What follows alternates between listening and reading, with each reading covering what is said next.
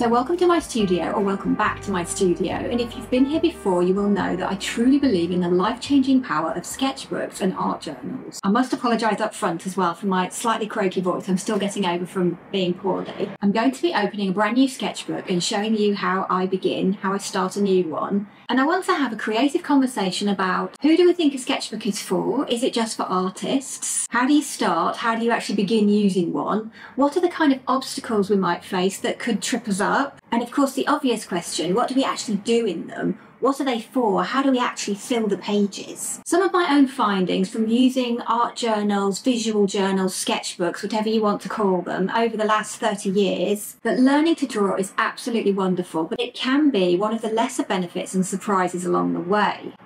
And for example, such as the mindfulness aspect of simply finding yourself present, acknowledging the joy of being in the moment. So in this video, I'm going to be sharing answers to all these questions, also fill it with all my tips and techniques, plus advice and valuable lessons that I've personally learned from using sketchbooks for the past over 30 years. I also want to invite and encourage us to keep the creative conversation going in the comments below, so we can share ideas on a wider scale. And why not grab a pen, pencil, paper, or a sketchbook, whatever you have to hand, and then you can create alongside me as I show you how I start a brand new sketchbook easily. Yes.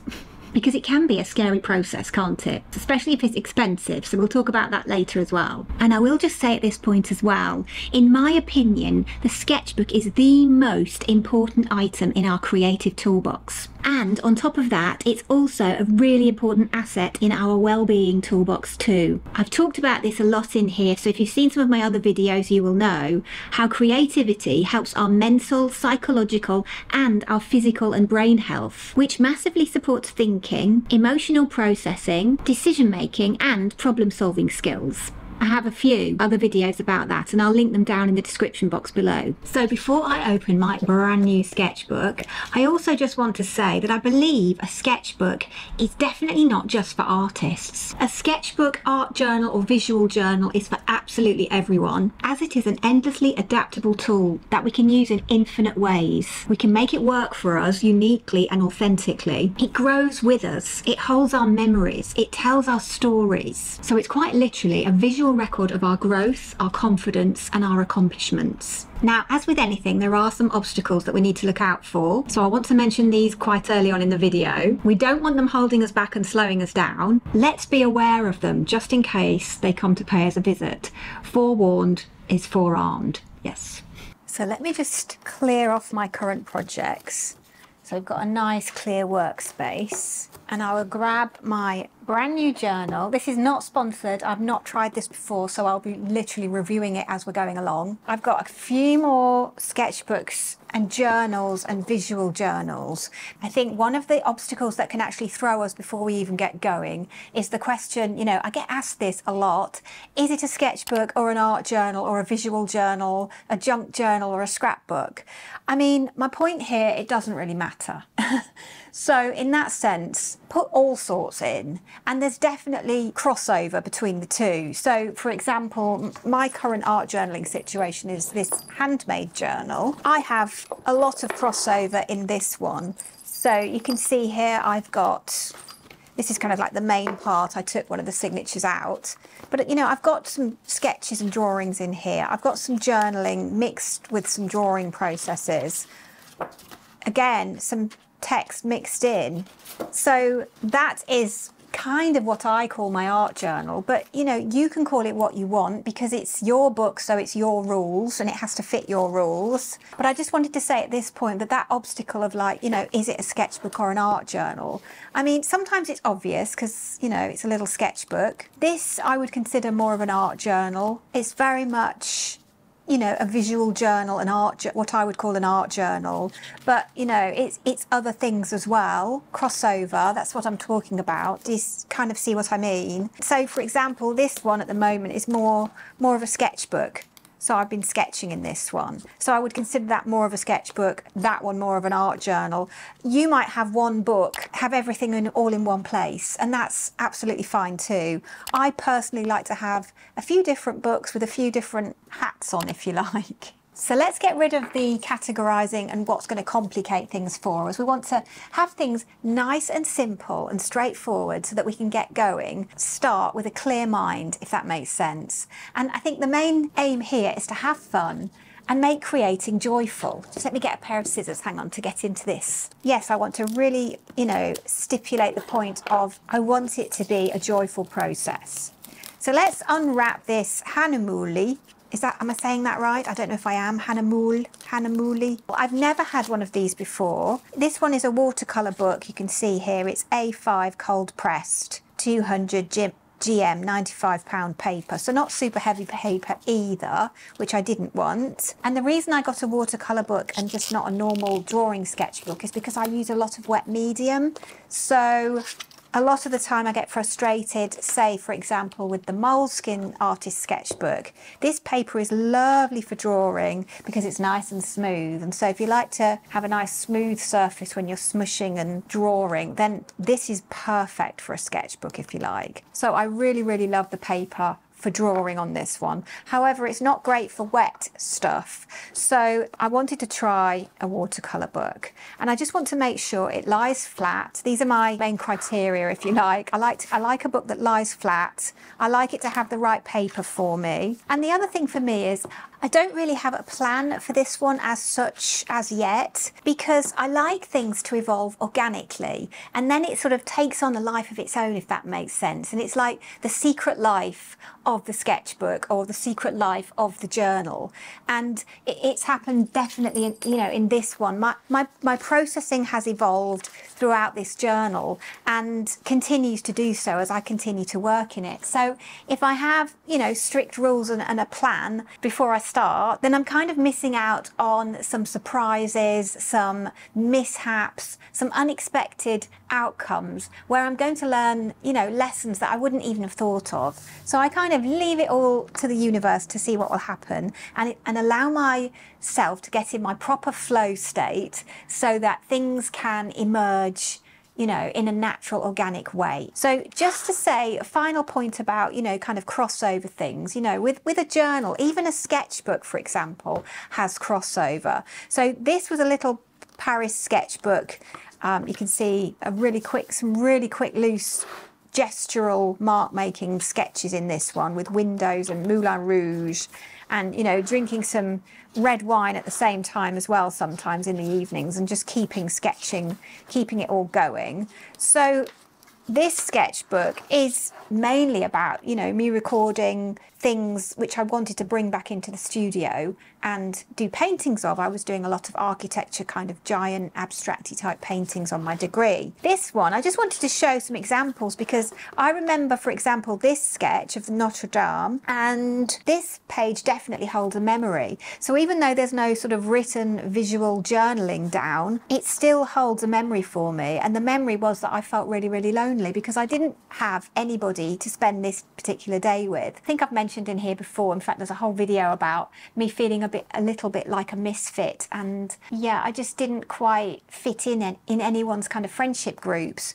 and so I was often the odd man out, if you like. Yeah, and then you're kind of out of it. That's how I always felt, and I don't feel like that anymore, I have to say, but it's taken me quite a long time to lose that feeling. But I remember the loneliness of this day. So my point here is not that feel sorry for me or anything like that, but my point here is that a sketchbook can be a visual memory, so therefore it becomes part journal as well, if that makes sense. So I think the bottom line is it doesn't matter at all what you call your sketchbook, journal, art journal, visual journal, whatever it is that you want to call it, it doesn't matter. Just begin and be open to things that might come out and surprise you. Yes. You'll have to let me know your take on, naming your book and whether you call it a sketchbook, an art journal, a visual journal, and your reasons for that, because that could be interesting, to have that conversation in the comments as well. Once we've kind of got over the excitement of opening our book, fondling the paper, seeing if we like it, I'm not going to comment on that until I actually try working in it.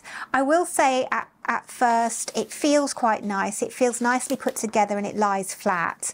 And you will see, for example, this is something I don't like about the Moleskine. It has a funny page. So you have that front cover bit, and then as you open it, you have this really weird sort of, it doesn't want to lie flat on those pages. I might just glue them together or use it for swatching or something like that. So I began on this page. I'm noticing in this journal, it opens flat there, and then the next page opens flat as well. So it hasn't got one of those weird pages. Now, this one hasn't got a pocket, where I quite like a pocket, but you can always make a pocket. I think the other criteria for me that helped me pick this out was the fact that it was portrait. So a lot of the watercolor books are landscapes, and so they open like this way, long ways, and I prefer the portrait format, so that was the other thing that swayed me for this one. I'm a little disappointed that there's not that many pages. At the end of the day, maybe that's a good thing, I don't know. I'm definitely going to be working on both sides. Now, the next obstacle that might appear, the blank page fear. I think the thing to remember first and foremost about that is that we don't have to show anyone or post it on the internet or on our social media if we have it. We can use the social media platforms to actually help, support and encourage us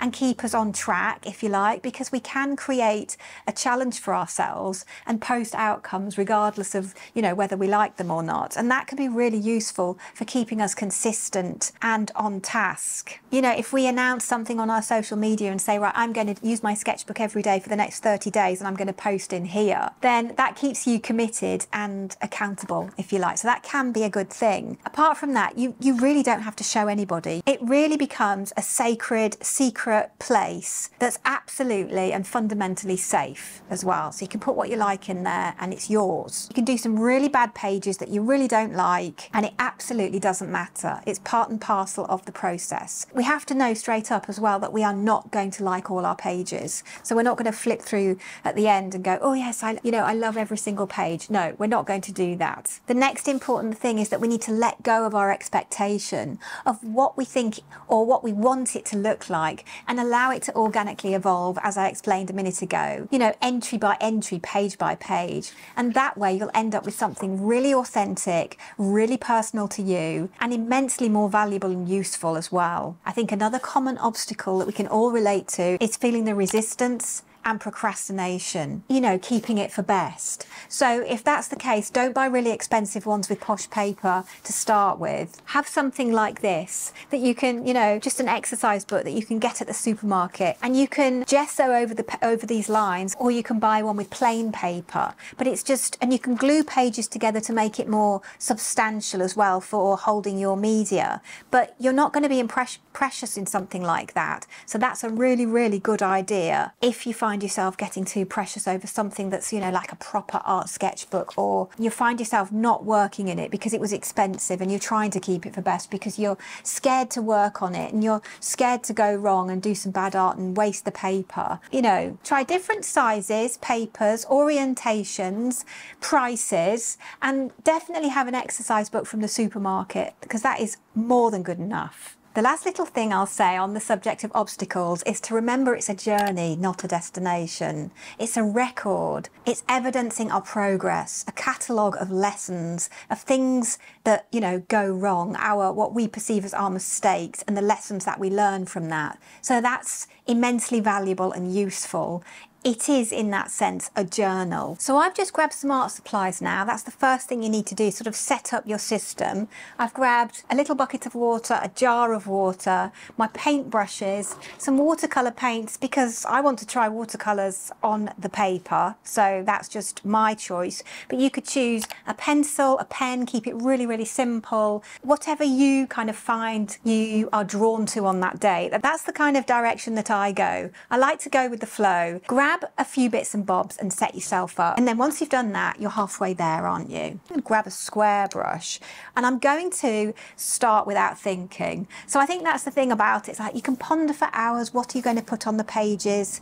And it can be, you know, a painful process. To start with, I think I'm just going to do a little bit of swatching without thinking. And as I said a moment ago, I like to actually work without a plan. I really love that. How I set myself myself up and get myself going. So the idea behind doing this colour swatching is not only is it very useful to, you know, refer to what colours and materials and art supplies you've got, it's also useful to try your materials that you use regularly on new paper. And so for me, this is new paper. It's another way to play with your art supplies and, you know, swatch them, but it's also a way to just do a little something and to start without thinking. So, and that's what we want. We want to do something that's a very low thinking exercise, if you like, because it's no pressure. We're just going to begin. That's the key here. Don't think, just do a little start. If you've watched any of my other videos on sketchbooks and art journals, you will also know that I really like to give myself permission. And so I think it really helps if I stick or write a permission in the journal, if you like. So I'm going to be doing that on this one as well. It's all about giving myself permission to play and experiment and explore and to really get curious about my art supplies and process, have happy accidents, record what happens and, you know, make notes on things, but also allow things to go wrong. And I'll put that in inverted commas. What we consider our mistakes. Oh, you know, this page is a mistake. So, for example, I've been working on this little lady recently. She doesn't actually have a name yet. She's that new. I feel like I went in too heavy too early with some of the paint. You know, this was the drawing I was working from. So I'm going to basically start another one. So I've sketched one out already and I'm going to go again. I don't consider her a mistake or that she's gone wrong. I just know that I want to adapt my process a little bit. So she's been a really good lesson for me. So I think if you think about it in that way, we can be much more positive in our language that we use for ourselves, can't we? You know, words have power, words have energy. So it's really important that we're very careful and considerate about words and language that we use when we're talking about ourselves and our own creations. Show yourself some grace. Be kind to yourself. If you're learning something new, don't expect to be, you know, master it straight away. Give yourself a chance to learn. And that's what a sketchbook's for. Just in case anyone's wondering as well, this is a Daniel Smith set of watercolours that I've got here in a watercolour palette. And these are Koh-i-Noor. I'll put it on the screen and they kind of stack and screw in, and that's the lid. So you have this sort of useful little palette that comes with it. So it's really, really good for out and about, plein air, sitting in a cafe. If you want to have a sketchbook date going out, it's a really useful little set to have. And this is really, really old. I absolutely love this little set, in case anyone's curious. And you can see the colours are really vibrant, what I would call potent, highly pigmented, and almost a little bit inky as well in their behaviour. Now, so far the paper seems to be behaving really, really well, which I would expect because it's quite a good quality watercolour paper. Already I've broken this in then and I'm having fun, that I want to put my permission slip into this first page. Do I have one to show you? This is my current sketchbook that I'm working in, which is, like I said before, it's more of my dry media kind of sketches, although I have used some wet media, not much, but most of it is dry and pencils. That's kind of what I'm using this, that's its purpose, if you like. And at the beginning right here, this is my permission slip, a little love message. And I hand wrote this one. Sometimes let me just find one. Sometimes I handwrite it and sometimes I will type it out and cut it out and, you know, stick it in with a bit of collage. So I've got this safe place just for me. I give myself absolute permission to express my unique heart and soul. No judgment, just complete love and acceptance. So that gives me permission to make a mess, have some messy pages that I don't really like. And then this one, this is just in case of forgetfulness. And you write your own thing as well, or, you know, if you want to use mine, that's absolutely fine as well. But just write something that really resonates with you to remind you, like literally when you're sat in that fear or procrastination or hesitation, or you're just feeling that resistance to create. Read your little reminder, your permission slip. You absolutely have full permission to play, experiment, make mistakes, write secrets, express yourself fully, be grumpy. That's important because I often create when I'm grumpy, you know. You'll have to let me know if you do that too. Feel all your feelings, fall apart, put yourself back together. This is a safe place to create and you are very loved. Love from your journal. So I'm probably going to do something a little bit like that in the new one. And then here I've got a place for inspirations and inspirational quotes. Now I'm just grabbing my laptop here because funnily enough, I wrote my own inspirational quote this morning for myself, but also my Monday morning motivation kind of inspiration for my Facebook and Instagram pages. I'm going to actually use that quote and write it in my journal now.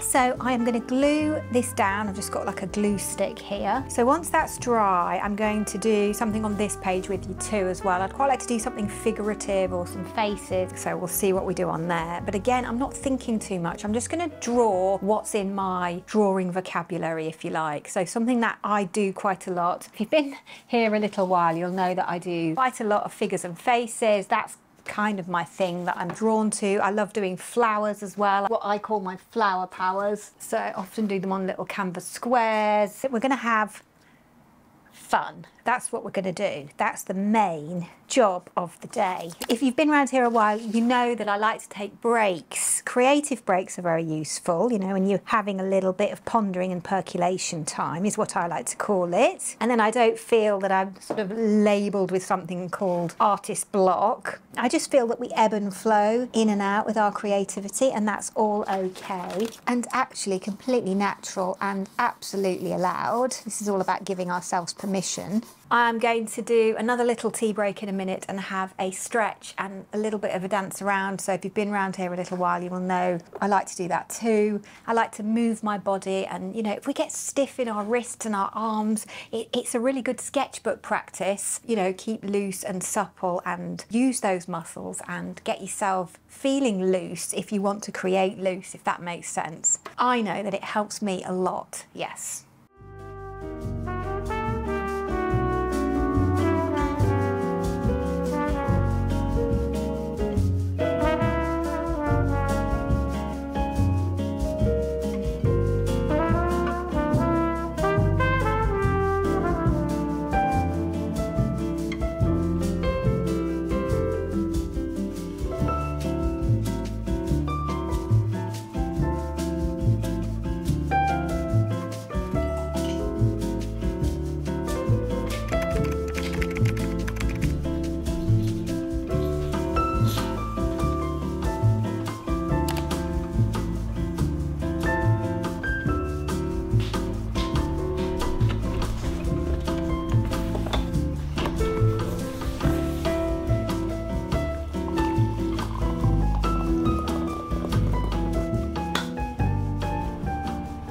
Where can I perch? So I've just got into the studio this morning. It's just got to that weather now where I'm layering up with so many clothes to keep cosy, but at the same time, you know, when you move properly because you've got so many clothes on. Anyway, cheers to you.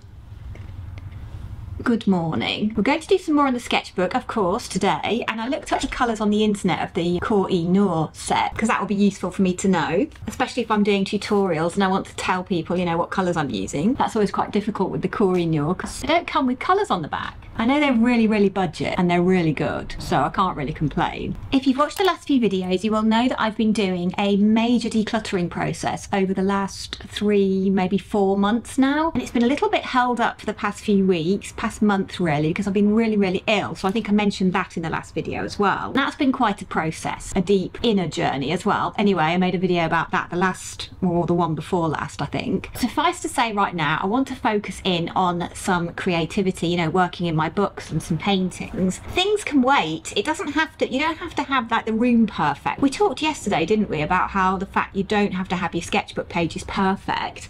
Don't be perfectionist. You know, it's the worst thing we can possibly do as artists or creatives. But at the same time, it's the same with anything. I'm not in my 100% perfection, it's all done stage by any means, but it's not going to hold me off doing any art. I like to do a little bit of this, go back to my practical jobs. I always have admin and computer jobs and, you know, more thinking jobs. But if I prioritize my artwork, the right hemisphere of my brain, if you like, that to me works best. Because if I focus in on something else, some decision making or something practical, it doesn't help me get my sketchbooking going. Anyway, studio organization and makeover will continue, and I will catch you up because there's been a few updates as well, but that will be in another video in a few weeks. For now, let's go back to our sketchbook.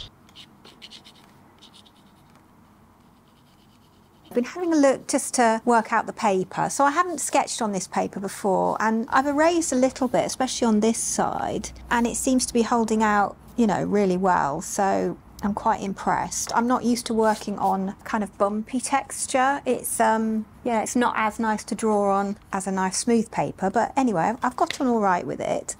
And the other thing I've noticed is it's whiter than my other sketchbook, which is quite nice as well for portraits. But I just wanted to look and see what information the actual cover gave about the paper. £95, 200 GMs, and the watercolour book, it says, contains natural white watercolour paper with fine-grained surfaces on front and back. You can create motifs over the entire width of the book. La, da, da, da, da, la, la, la, la. The watercolour book is suitable for all watercolour techniques, especially for wet on wet. A water-repellent cover protects, non-aging and acid-free. Okay, so it's acid-free. It doesn't say 100% cotton or anything like that, but that's fine for a sketchbook. But I just wondered, you know, what kind of paper it was. I know it's cold press watercolour paper.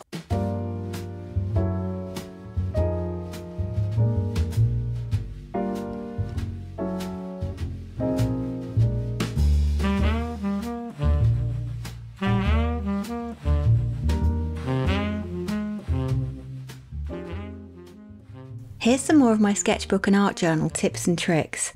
Let me know any of yours and what you think of mine. Do you think we should always carry our sketchbooks with us, or keep it in the places that we create? I know in my art student days, when I was at university, I used to carry a sketchbook everywhere with me. I do think there's a lot of value in that. I don't always do that anymore, and I tend to leave most of my sketchbooks and art journals in my studio, but I also do take them home on a sort of intermittent / regular basis, if you know what I mean. The beauty is, of course, that they are so portable, aren't they? Although how many times have I gone away and packed my sketchbook and a small art kit and then not done anything in there? Do you ever do that too? Now, I know some people like to work, you know, on one side of the page, and this side, because it's got the no, you know, cushioning, this one's got loads of pages under. People tend to go to the side with the cushioning. I like to, you know, go over both. And if I'm using wet media in particular, I love to do multiple things at once because, you know, I'm waiting for this side to dry, and I can quite easily now get on with this side because it's pretty much dry. And you can see one side I'm more traditional colours, and then, you know, this side a little bit quirky and where I'm just being really experimental. Don't forget that really important part, because it's supposed to be fun and it's supposed to be joyful. So don't get tight and tense and worried and nervous and let the fear in. Almost expect it, but be ready for it and then counter it, just to try and make sure that I stay in the joy zone. Yes, I'm experimenting, I'm curious what's going to happen. I'm going to layer another colour on here now, and then it's going to be, yeah, exciting. Yes.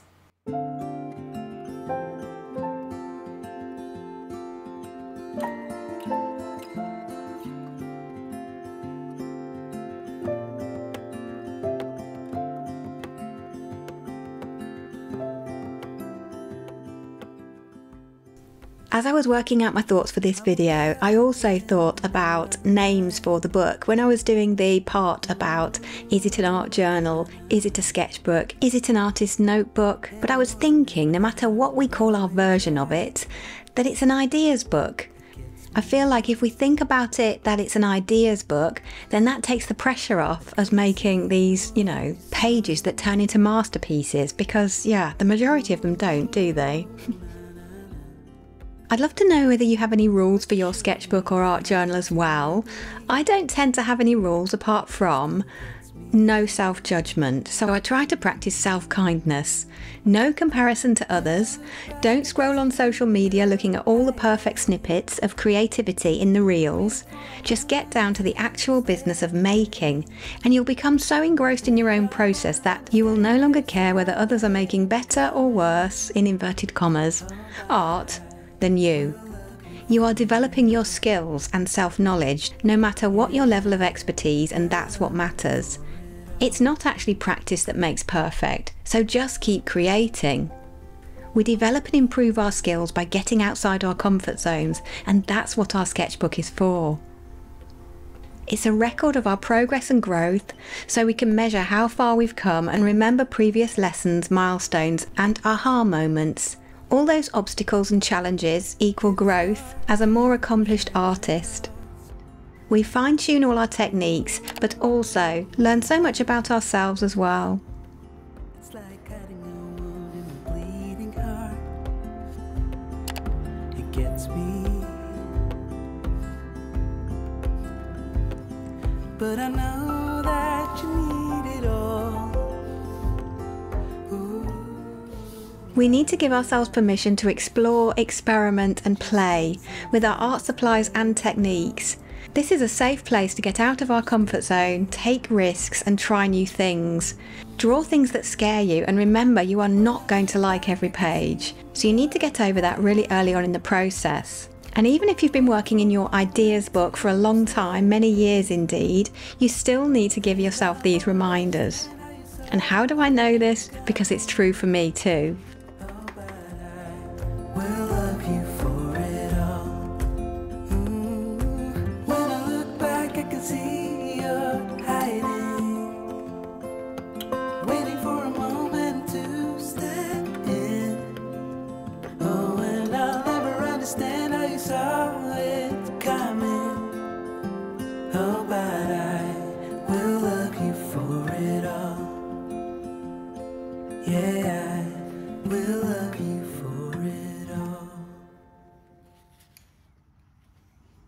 Another non-negotiable is all about perfectionism. Perhaps you had an intention and a vision for a piece and you failed miserably. This is absolutely allowed. Give yourself permission to make bad art. The biggest lessons are from our mistakes, and they will be our greatest teachers, with the most important milestones. This is how your skill and confidence grows. Trust the process. Get used to feeling uncomfortable in that messy middle part of the process. Soldier on and push yourself, even when it's difficult. And I'm here in the corner quietly cheering you on. So how do we actually fill our pages? What do we actually do in our sketchbooks? Here's a few ideas to get you going. I like to flip through my old sketchbooks for ideas. It's always a treasure chest of forgotten inspiration. I might have been exploring a certain pathway and got sidetracked along the way, so this just reminds me what I've been doing and which directions I've been going in. Often I'll dip back into my previous art journals for ideas, and I return to ideas that I've forgotten all about.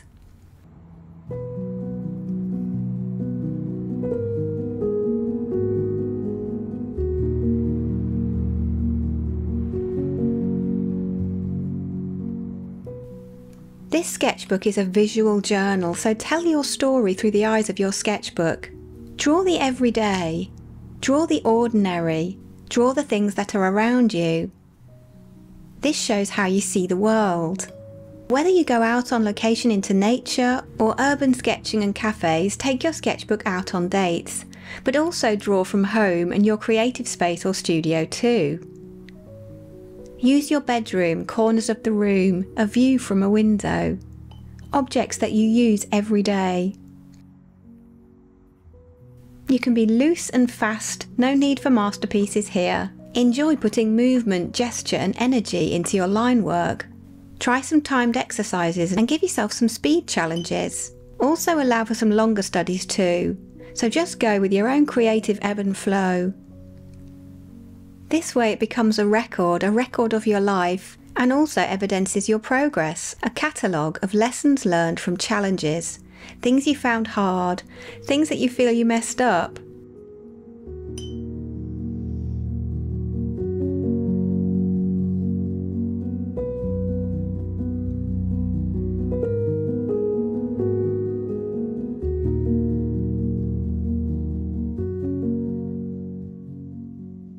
I think in an ideal world I would love to have just one book to rule them all, but that just doesn't work alongside my creative flow. So adapt it so it works for you, and don't be idealistic and try and fit it in a box. Make it simple and easy, and that will encourage you to be more consistent and more regular in your practice. Allow yourself all these things, allow fast and refined drawings depending on your mood. And this in turn gets rid of procrastination, hesitation, and that dreaded resistance of creating, aka the fear. And we all know about that one, don't we? And while we're at it, let's get rid of perfectionism too. Don't think of the pages as finished compositions, but fill each page with ideas for your ideas book. It's then a catalogue so you can flip through to remember techniques, colour combinations, subject matter that you enjoy and that worked well.